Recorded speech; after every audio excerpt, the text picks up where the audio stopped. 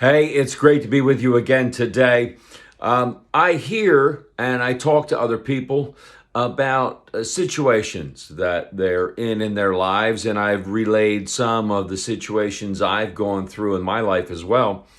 And some of those situations are dicey, right? They're filled with anger and sadness and loss and grief. And there's all of these situations in life that many of us have gone through. And I know that when I was younger, I would be like praying, God, you got to get me out of this, man.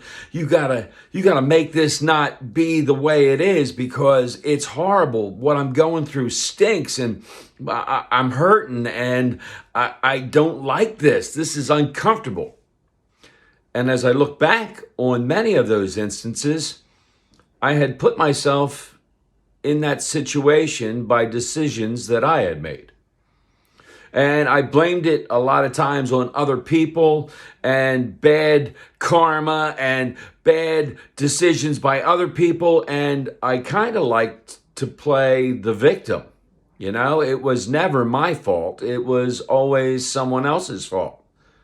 And I think that many of us do that in our lives, especially when we're younger, right? We don't have a lot of life experience, and we're trying to figure out decisions that we should make and who we're going to be. And we find ourselves in these situations that, well, they don't feel good. They're not comfortable, and we don't like it.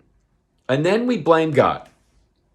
How come you didn't get me out of that? How come you let that happen? How come, why your fault? Why'd you make it happen? And here's the thing. God doesn't wait for us to make a mistake and then zing us in the back of the ear and go, aha, gotcha. Serves you right. No, God goes, if you make the decision, you're going to learn the accountability. You're going to learn responsibility. You're going to learn from this mistake, and you're going to go from it. But don't worry, because I'm going to be with you as you go through it. And I look back at a lot of those situations that I went through, and I realize now that as I went through, and I did pray and ask God to be with me and help me to figure it out right, and He did. And every time I came out stronger, and every time I came out with a deeper faith.